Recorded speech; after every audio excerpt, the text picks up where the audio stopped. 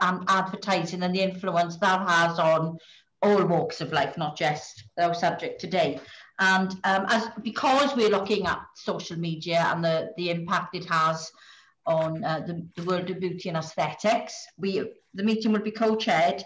In fact, I'm going to make a suggestion that as Chris Elmo is the MP for Ogmore and the chair of the all-party parliamentary group on social media, I believe has to leave early, Chris?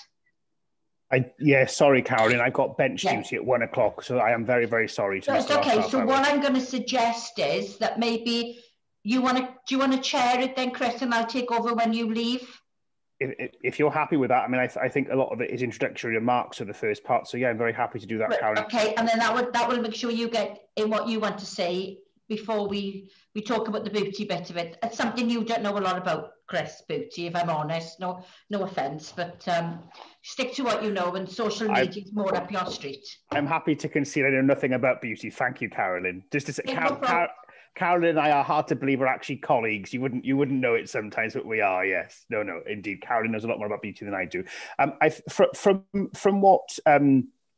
From my APPG's point of view, we do an awful lot of work of trying to engage with all platforms around the various online harms that platforms can create, including around issues around the beauty industry. But we don't touch in the in-depth way that Carolyn does with her and Judith Cummings as the co-chairs for the Beauty APPG. So it's just interesting to be part of this conversation today and just to hear from the experts and to see where maybe we can do some joint working in the future around improvements, working with DCMS ministers and obviously working through the APPG. So I need to remind you all that the session is being recorded and will be made available online, so everything is sort of on the record for the sake of this conversation. And can I welcome all other parliamentary colleagues from the Lords and the Commons here today who are taking part in the session. So could I ask for Malcolm Phillips to start with his introductory remarks, and then we'll go to the other witnesses, please. Good afternoon, everyone. Thank you. Yes, I've just got some opening remarks on the advertising standards for non-surgical cosmetic procedures. So advertising for non-surgical cosmetic procedures in UK media is subject to the rules of the CAP and BCAP codes covering non-broadcast and broadcast advertising respectively. CAP and BCAP also maintain guidance on surgical and non-surgical cosmetic interventions. The codes combine general protections for all audiences together with rules that seek to protect children and people in vulnerable situations particularly. The ASA is responsible for investigating complaints about advertising using the codes and guidance where relevant, but it also carries out proactive monitoring and enforcement work and works in partnership with other regulators such as the MHRA.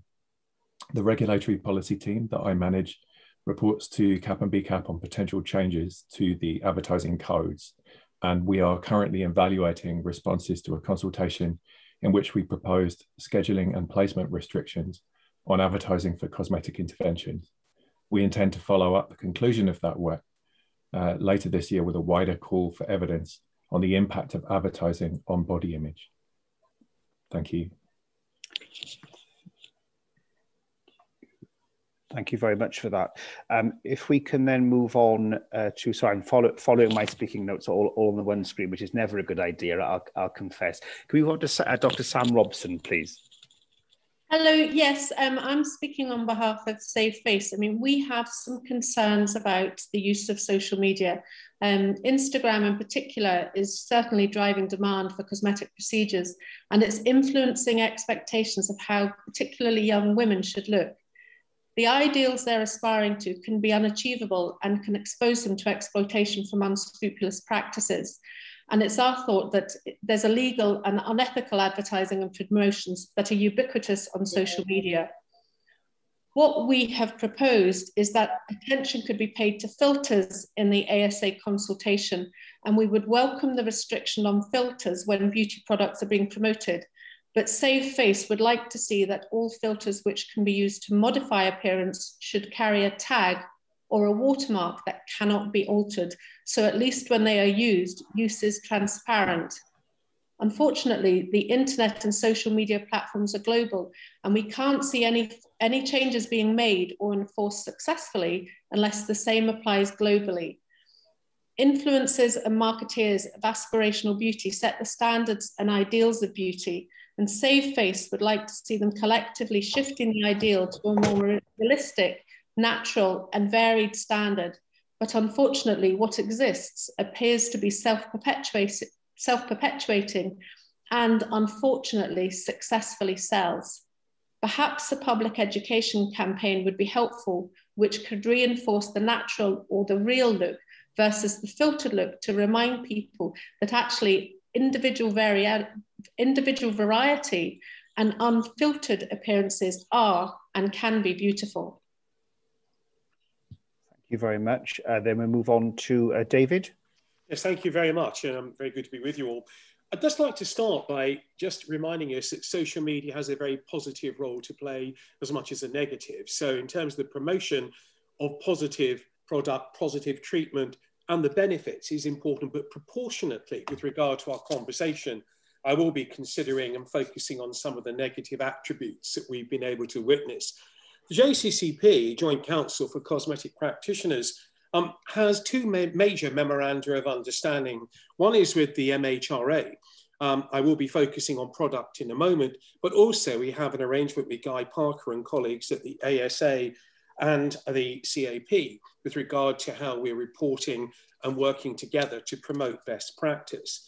So for me, I want to start with the examples of irresponsible advertising that actually promote offers to members of the public and almost induce them into a false of insecurity or false security. For example, buy one, get one free.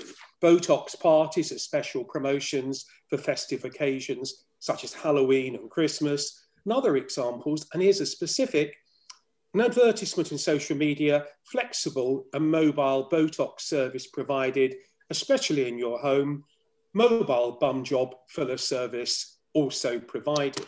One simple example. Poor advertising practice often breaches both the ASA guidance on responsible advertising and very much, as far as we're concerned, the MHRA guidance on advertising prescription-only medicines. Good examples about how quality-assured products and devices are quite liberally advertised.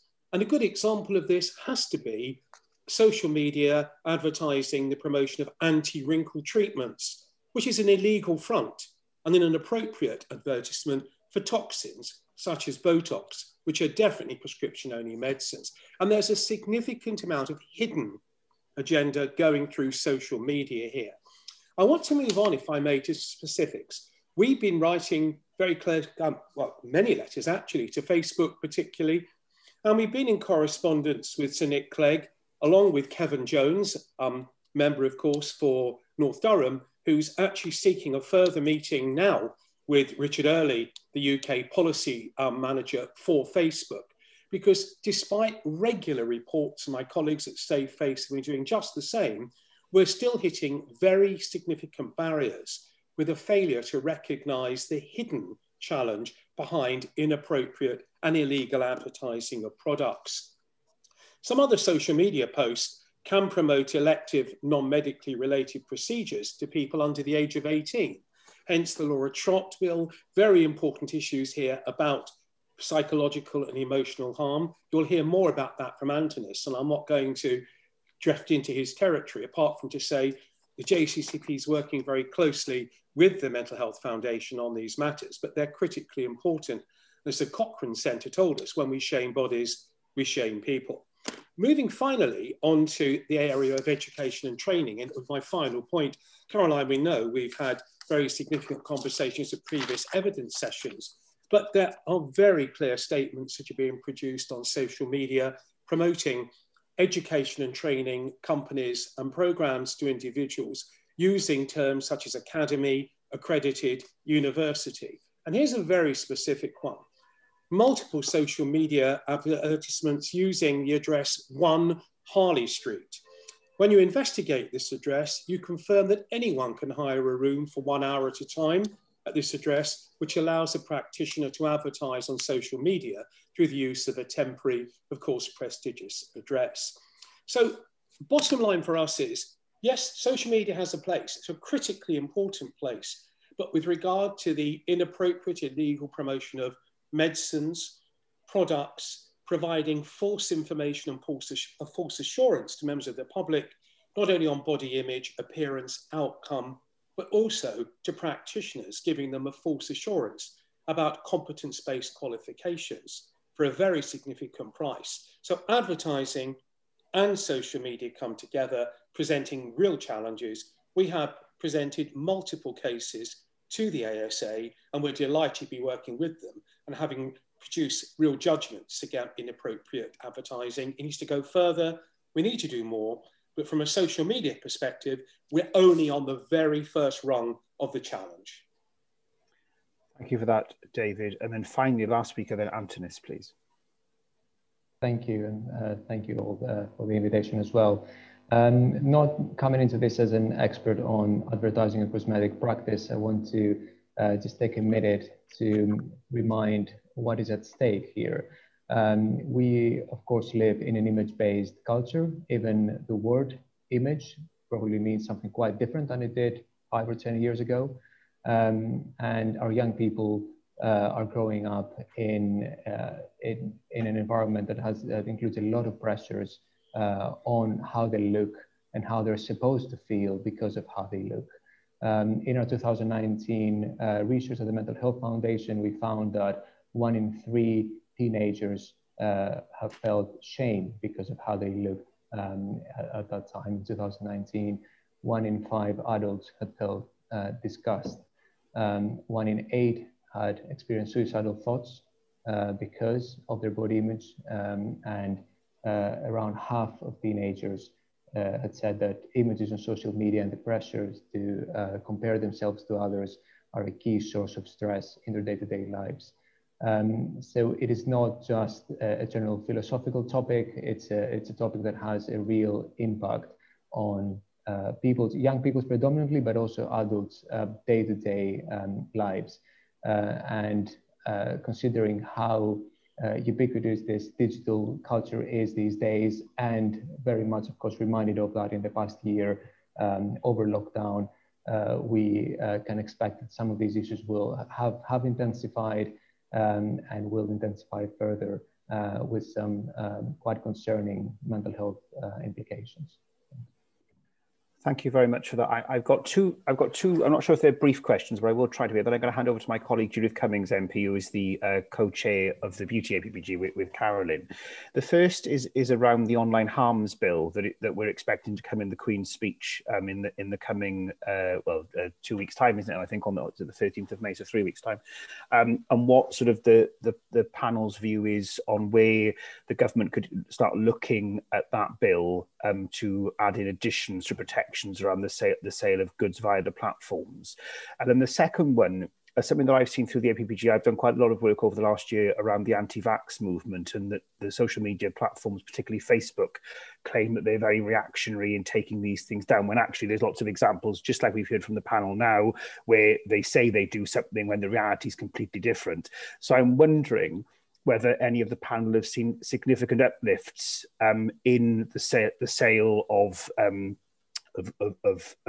faulty beauty products, of goods, of drugs, of services, of what David was talking about in terms of professional qualifications, of more people claiming to be experts in the field of beauty through the platforms because of the pandemic, because that would ring true on so many other areas in relation to where platforms are simply not responding to the scale of the problems that they're facing.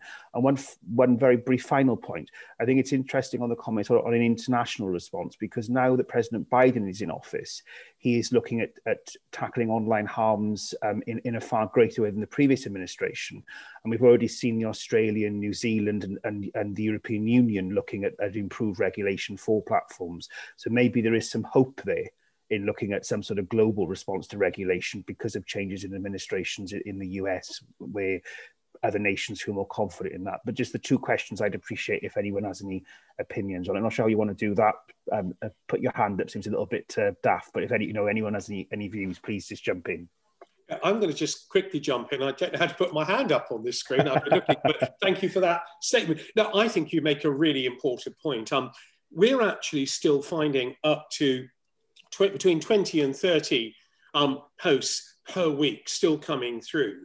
We're either providing evidence of exaggerated or false claims with regard to product, training, or service. Now, we've just sent a flurry of those through to the team to look at as actual screenshots of particular advertisements just in the last week. So we are not seeing any reduction at the present time. And despite having very constructive conversations with Facebook, with Richard Early, we're still seeing that he's unable to take this forward. That's why Kevin Jones is now requesting a further meeting. In fact, he requested that through his own office this week. So I do think the answer is we can't take our foot off the pedal, and there's no assurance, only a false assurance to be offered at the moment.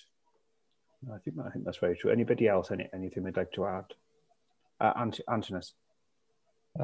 Yeah, I think just a quick note on online harms and influence. I think we probably see a lot more people claiming to be experts, but in a way, it doesn't matter that much because our world has moved towards a lot more from a mode of vertical trust, as we used to say, from the top down, kind of from expert to the public, to a model of horizontal trust a lot more. So people trust their peers a lot more. And this is why a lot of the advertising has also moved to be led by influencers, and people that you can relate to. So there is perhaps a risk that it has gone under the radar a lot more than in advertising, a lot more than when we are actually focusing on experts and how we define experts. In relation to online harms, there are gaps when it comes to social media.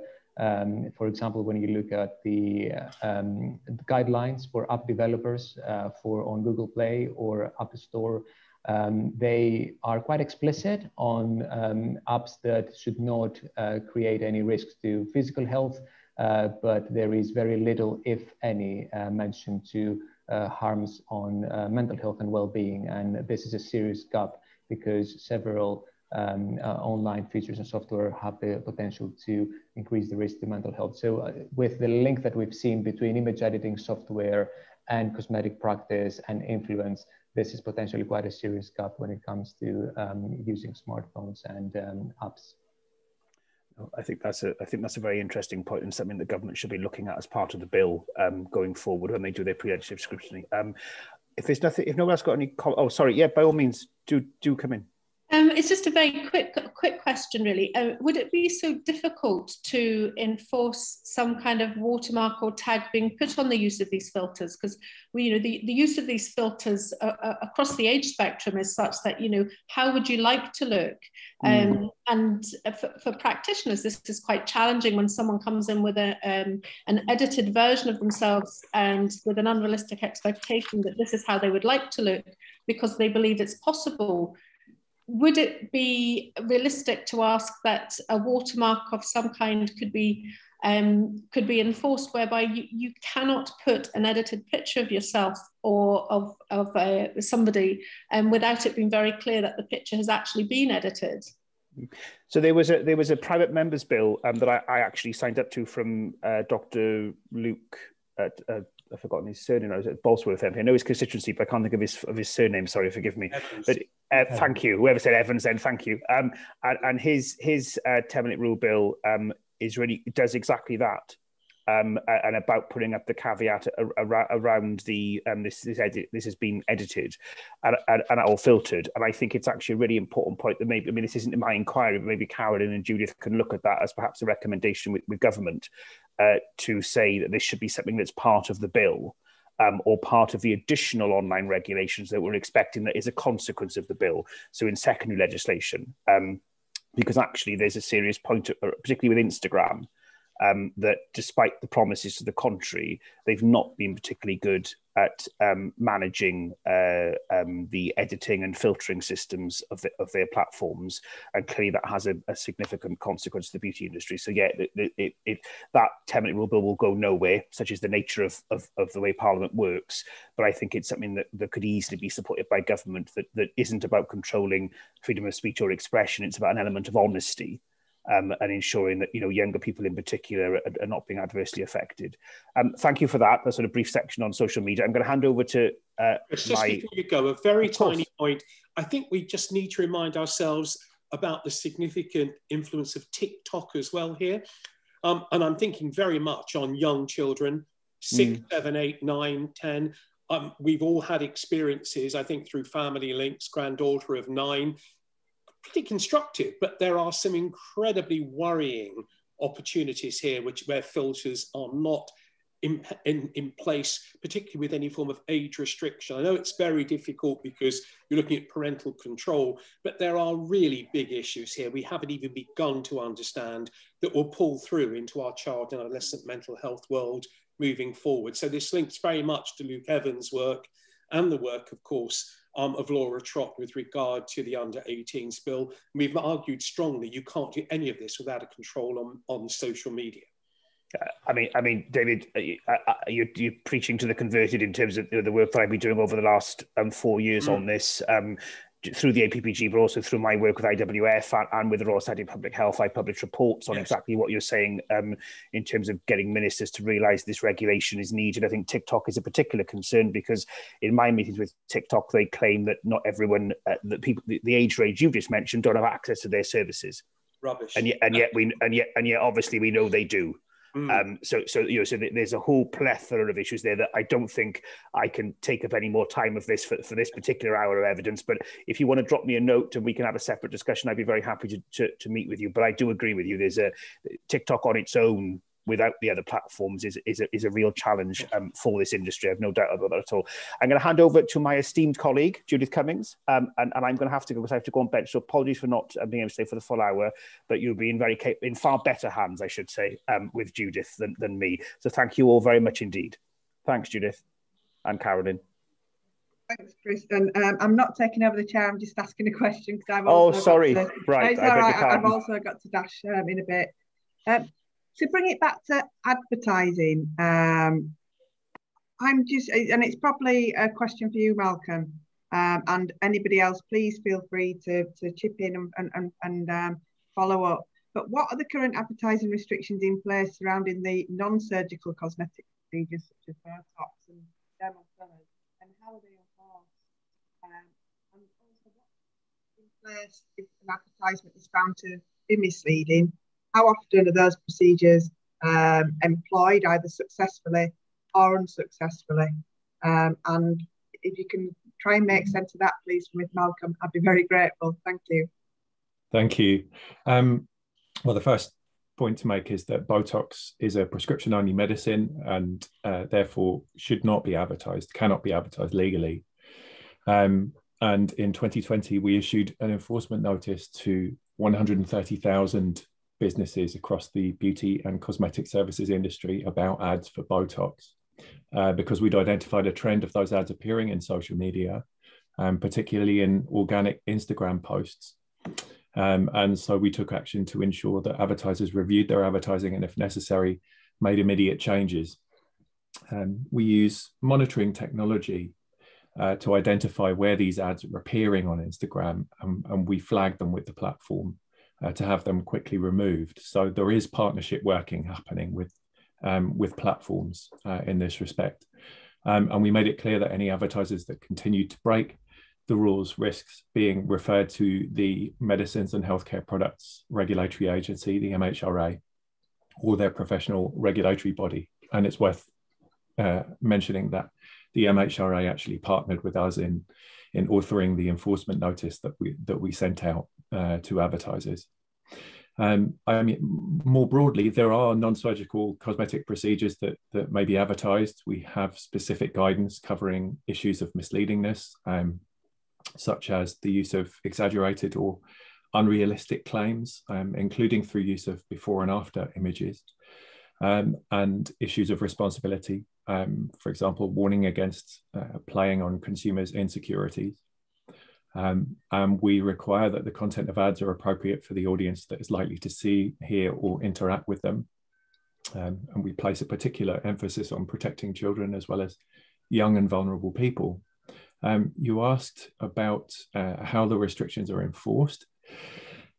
So we take action in response to complaints and through proactive monitoring and enforcement work. And so, like in the case of Botox that I just mentioned, to have ads that break the rules removed and prohibit them from appearing again. We work with partners like the MHRA, and we're using monitoring technology to discover problem ads on social media. Our experience tells us really that the majority of advertisers want to play by the rules. And this is a system based on persuasion and behavior change, really. 97% of advertisers comply with rulings. We do have a range of sanctions at our disposal, which we can use when advertisers refuse to comply. So we can issue alerts to members, including media owners, advising them to withhold services, including media space. We can ask internet search websites to remove paid-for search ads when those ads link to a page on a marketer's website that contains material that breaks the rules. We have a dedicated section of our website where we draw attention to the names and details of problem advertisers, and that turns up very prominently in search engine results, to which advertisers are very sensitive when a consumer searches for a company's website. And if necessary, we can also place our own search ads, further highlighting a company's non-compliance. We do have the ability in cases of really serious or repeated non-compliance, when it comes to misleading claims, to refer to trading standards under consumer protection law, and that can result in criminal prosecution. I hope that takes me through all the parts of your question, but sorry if I missed. No, thank you, Malcolm. It's really helpful. I'm just thinking, could you give me an example, or could you give us an example of a legal ad, and more importantly, a kind of a legal ad that then slips through the net, and just go through what more powers you would need in able to stop this? Because we all know that if you put certain things in a search engine, you can soon find you can soon pick up a lot of advertisements that I would say are borderline legal.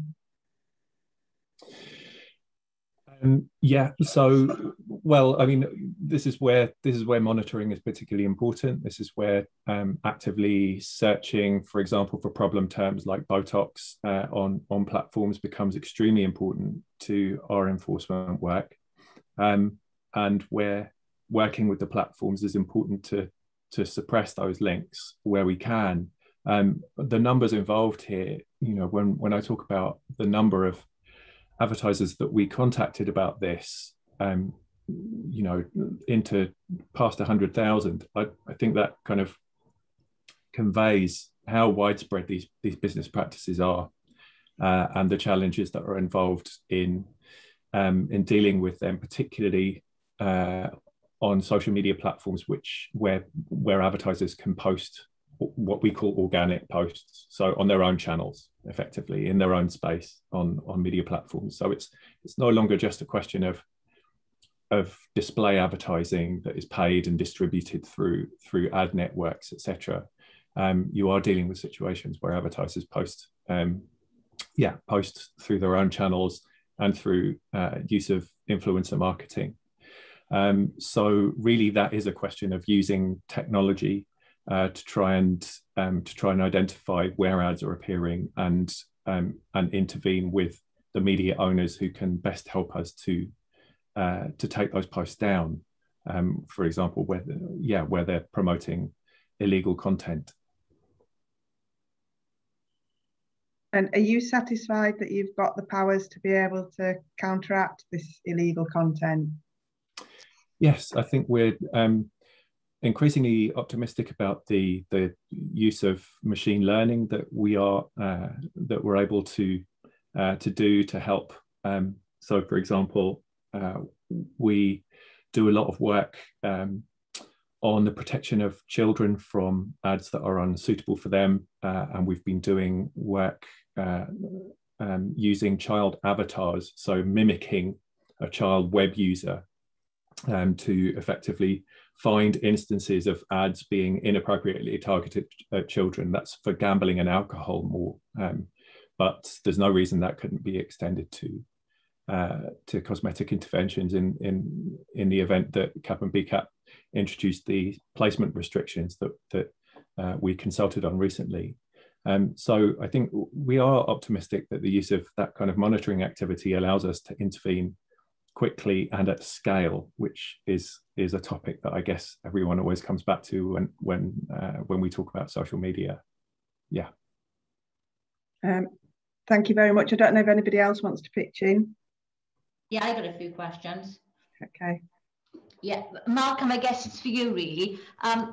One of the things that really bothers me is how the media, and I'm talking here about, well, I suppose it's the Twitter feeds of mainstream newspapers, and we've all seen them where they've been able to transform a garden for something like £150, but they had a price before lockdown for something like £10,500, and they show you all these magnificent things that they're doing, and that kind of thing is done with the beauty industry as well, in that you see this is what you could have had a lot cheaper than if you'd gone to this professional. We can do this for you a lot cheaper, but they appear on the Twitter advertisements of mainstream daily newspapers, so it looks as if it's a newspaper journalist article rather than a paid for advertisement. That's the way it's presented. Is there anything that we can do about that?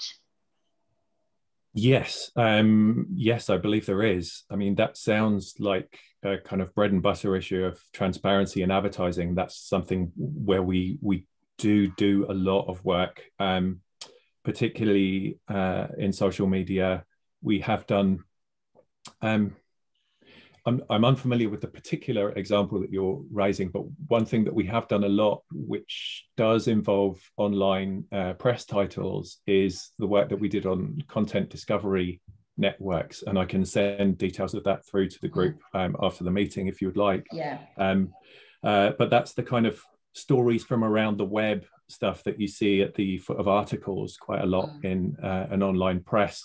Clickbait. Typically, there's actually a fairly small number of networks that are involved in the distribution of those stories, and we have done work on trying to get better transparency about when those links are advertising, for example. Influencer marketing is obviously another example where we've done a lot of work on transparency. But yes, in general, I would say the content discovery networks work sounds like the most relevant to the example that you're giving. Brilliant. You talked about Botox, and the people won't tell, they shouldn't legally be actually advertising Botox. There is no regulation around fillers, and they are as bad, if not worse, than Botox. What can we do to make sure, and apart from legislation to make sure that they have regulation around them, what can we do? There's sites like fillers.com, where you can buy this stuff online. You can go on eBay, you can go on Amazon, you can buy fillers, and you can have those parties that David talked about earlier on, because you can actually buy them online and then just do whatever you want to do with them, and they are a very dangerous product. Is there anything that we can do ahead of legislation to stop that happening? I do think legislation is important when it comes to controls such as the ones that we have on Botox. You know, I guess it could be a relatively simple extension of medicines law, given that there is that prohibition already in place. If it were felt that there were invasive procedures that also ought to be caught within the ambit of that kind of ban, because of the physiological effect that they have. I mean, I think sometimes these terms are all synonyms for Botox, and one of the things that we were careful to do in working with the MHRA on drafting the enforcement notice was to make clear to people that just because they were using some kind of euphemism for Botox didn't mean that they could that they wouldn't be caught by advertising restrictions. So that's probably also important to make clear. So are you suggesting that maybe that we should be looking at extending the understanding of what Botox is? But filler is a very different, it's a different chemical compound to Botox.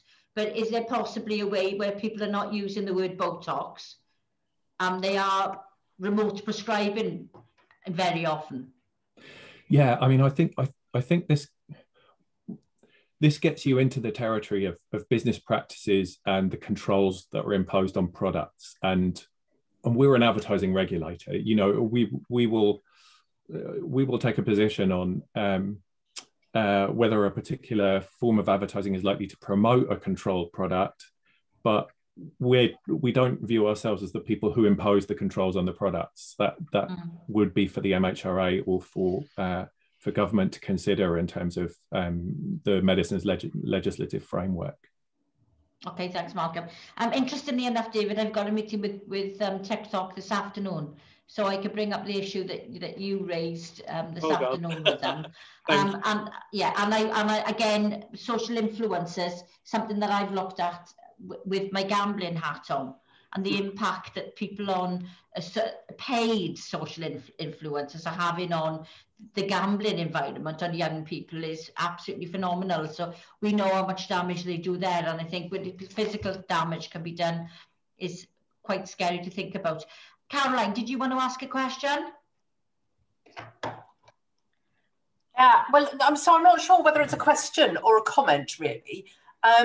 Many of you might know, some of you might know, that the Women in Equality Select Committee published nearly 2 weeks ago now our inquiry into body image. And we had some quite interesting evidence from the ministers around the online harms legislation, around advertising, social media, etc.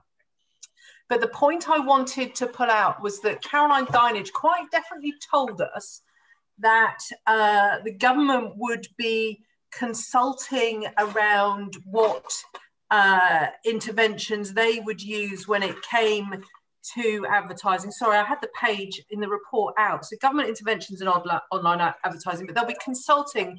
Now, the word she used was this spring. So we're in April now, and you have to assume that they will be consulting fairly swiftly. But I just think it's important that we will be ready to respond to their consultation when it comes forward. And that was specifically around whether they should be requiring and not necessarily watermarks, but labelling of advertisements that were not real.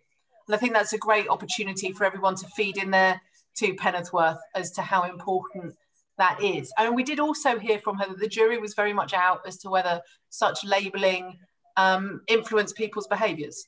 And so I think as much evidence or comment that can be brought forward as possible. Can I just ask a question of Malcolm, and it's specifically around influencers? And I really welcome the work that the ASA is doing about paid for content that influencers are promoting. And I think that's great. But my question is where does the line get blurred? So influencers will use an enormous amount of content that isn't necessarily promoting an item, a product, it's promoting themselves. And by doing that, they build up trust, they build up relationships with their followers, and then they pile in with the paid for content, which perhaps they won't have been able to use a filter on, and perhaps they will have to abide by your guidelines. But all of their previous content has been filtered out of existence. And I just wondered what measures could be used to kind of make sure that those lines aren't blurred and make it very obvious.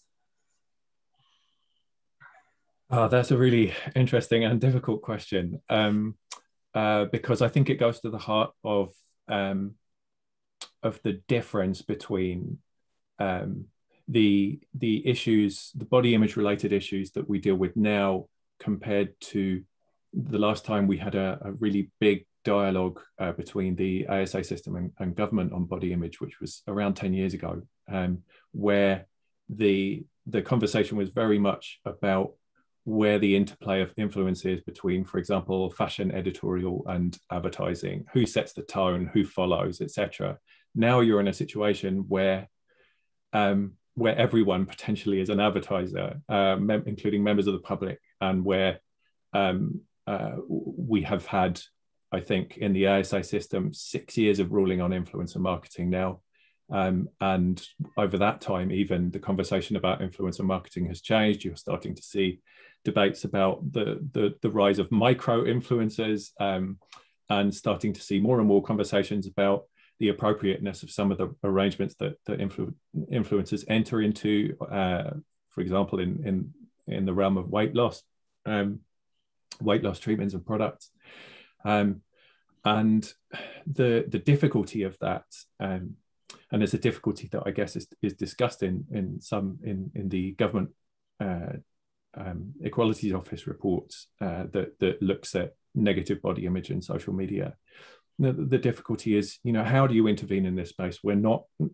Advertising regulation can go so far because there is a commercial arrangement that entitles us to intervene. And then there is this whole much wider space where members of the public are just talking to one another about all of these issues. And we have to be very careful in how we approach that. There are proper limits to our powers to intervene, and the area where we ought to intervene, mindful of the impact of the interventions that we make. So we are a regulator. We impose limits on freedom of speech. We do so in the context of being subject to judicial review. We're challengeable, and we take that very seriously. We take our responsibilities to enforce proportionately seriously. So there's an aspect to this debate which I think takes you beyond advertising regulation into a really complex discussion about public engagement and platforms. We don't want to wash our hands of that conversation, and I think it might be relevant in this regard to talk about the fact that we are having a conversation with platforms about accountability, and the Secretary of State for DCMS has referred to some work that we are doing in January on a proposal for a potential new online regulatory framework. So social media, recognizing the role that social media platforms play, and how they raise awareness of our activity, we think there's a strong case to kind of standardize the work that we do with platforms to make sure that large online players act consistently to uphold the standards that we impose, and to kind of publish transparency reporting about the work that platforms do. But yeah, there is an extent to which I think this does go wider than I think the ASA system maybe can go.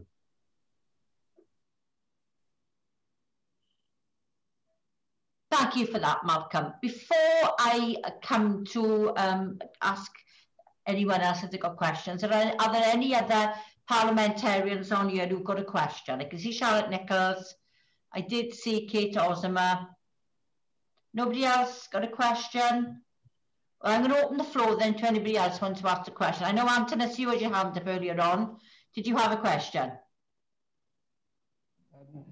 I just wanted to make a brief comment extending on something that Malcolm was saying around inappropriate advertising, and perhaps that's related to Caroline's question as well. Perhaps some issues are not for regulation, when the evidence is not as clear in terms of causality, or where control is much more difficult. But there are other steps that we could take to help. I'm thinking mainly our young people kind of navigate that digital environment and the practices, the advertising practices that they are facing. And there are calls these days for maybe some social media literacy or media literacy training in schools, and starting from fairly early on, mainly to help them navigate that environment. And I think it's probably alongside mental health literacy as well. A lot of this advertising is is actually weaponizing mental health. You know, there's this message of you are going to feel better, you know, you are going to, those feelings of stress, of low mood are going to go away with this, you know, with this procedure or whatever else. So I think hand in hand, thinking about schools, media literacy, social media literacy, mental health literacy, there's a lot that, you know, a lot of benefit potentially there. Thanks for that, Antonis. Lydia, okay, Sam? Yes, do you think there's scope to, hand in hand with this, have a public education campaign whereby we can teach people a little bit more about the reality that these images have been filtered, these images have been altered in some way? Because I think a lot of times people actually buy into what they're seeing in front of them instead of actually questioning, is this real? Is it possible? And do you think perhaps a campaign where we try and teach people what is actually real and achievable, as opposed to this Narnia-esque view that perhaps by magic the wand's waved and you can be converted into or transformed into something, that perpetuates the ideal that that's what you want rather than what's real? Yeah, I think every Hollywood star that would be looking to sue us if we were to say that to educate people that filters don't work. I mean, it's in our psyche, isn't it? I mean, people, we look at Hello magazine and we look at any other glamour magazine and we see these fantastic images of women who are the same age as us, who are, you know, 10 stone slimmer and nothing on their face to blemish them, and we have to assume that they look like that, when in reality they look like the rest of us. But yeah, that's a good point. But it's not for us to actually do that public awareness campaign. That needs to come, well, it needs to come from maybe the government or from somewhere else, but it's a point that we can certainly take forward. Has anyone else got any questions? Can I just raise a very brief, I think a very important one. It's really part of our whole conversation today, but it's taking real account of cultural diversity, skin colour, skin tone, and the importance that you just made of body image through way of reflection when one looks at a magazine. So I want just to be absolutely clear, and I know we're inclusive. I wouldn't dream of suggesting otherwise, but we know from the literature, we really do need to be very cognizant of the effect of body image and social media on skin tone, skin colour, etc., diversity. But the other critical one for me is remembering men's health as well. I know it's not forgotten, but we know the particular link here to challenges around obesity, anorexia, bulimia. These are very real conditions that affect young boys as much as girls. And I just think bringing that whole mental health conversation back into the space is so important. And that link to obesity is going to be critical with government campaigns, local public health campaigns in England, Wales, Scotland and Northern Ireland, and how we promote that. There is a government role here, therefore, when we're messaging the anti-obesity agenda, that we think about the impact of that in a constructive way. And that's where social media could be very powerfully helpful if we get that right as well. Thank you, David. Caroline. Thanks, Caroline. Yeah, I've got the mute button. Just wanted to follow up on what David just said, because our inquiry did focus very heavily on the government's obesity strategy and the fact that there was a great deal of commentary, largely from me, apologies for that, the obesity strategy wasn't really addressing new ideas. It was the same old that we've seen for 30 years that have not worked. Just an interesting stat on the eating disorders. Of course, David just said, and I'm not being critical of David, that it affects boys as much as girls. It doesn't. 25% of the sufferers of eating disorders are male, so it is still predominantly female. What is scary is that the rate in boys and young men is increasing fastest. Yeah. And so that, I think, has a huge problematic element to it. And nobody's going to like what I'm about to say, but for girls, the focus is very much around weight. For young men, it is about building physique, which is horrifically difficult. And too many of the images that they're seeing on social media are using steroids. And that's the stark reality. To build the sort of physique that young men are aspiring to actually involves taking drugs. The physiques that girls are aspiring to involves extreme dieting and facial implants, butt fillers, you name it, boob jobs. And I think that there is a really difficult and complex area that government has to get into, and it's spending, I think, 96 pence on research into eating disorders for every sufferer, whereas other mental health conditions, it's £9 per sufferer. So it's kind of hardly surprising that we're still lagging way behind in understanding the challenge around mental health and body image. I'm sorry, I'm rambling, but I just think it's a really fascinating, difficult, complex area. And I worry when looking at the government's obesity strategy that that's being pushed to one side. There's way too much focus around BMI and calorie labeling without addressing some of those fundamental core things, like in schools, making sure that you're educating young people about kind of the basics of well-being and building self-esteem and self-confidence. I just want to say I couldn't agree more, but I just want to, fascinating, thank you for that. But I think for me, there's a vital link here, the correlation between younger people and self-harm from both sexes, and particularly younger male suicide. So there are some very significant impact differentials here, irrespective of the package. So you're absolutely right in the proportion, but the proportion, the outcome and impact factor for self-harm is very worrying. And I think we sometimes forget the complexity. Yeah. Your point about well-being. Thanks for that, David. That's another APPG altogether there that we could start. So just to get us back onto subject, and if nobody's got any more questions, just to sum up and say that I think we would probably all agree that social media and the power it has over people's lives can be a wonderful thing, and it can also be the devil incarnate. And as Caroline, I'm sure, would agree with me, as female politicians, when it comes to being the devil incarnate, it is absolutely, or can be absolutely horrendous. With us, it usually goes from what we may or may not have done in our professional capacity, and inevitably ends up with how we look, what we wear, which has absolutely nothing to do with why we were on the social media platform in the first place. So, you know, I am aware as someone who has taken quite, and I'm sure Caroline has as well, taken a lot of rubbish from people about my appearance, when my appearance was not the matter, was up for discussion. Someone who is vulnerable to how they look. It's like years ago when somebody was bullied, it was always physical, it was in school, you could get home and escape it. You can't escape it now. And this is where the social influencers and these and sometimes they are doctors, I'm afraid to say, who actually advertise, this is what we can do for you to make you feel better, to make you look better, and they give them this fake dream.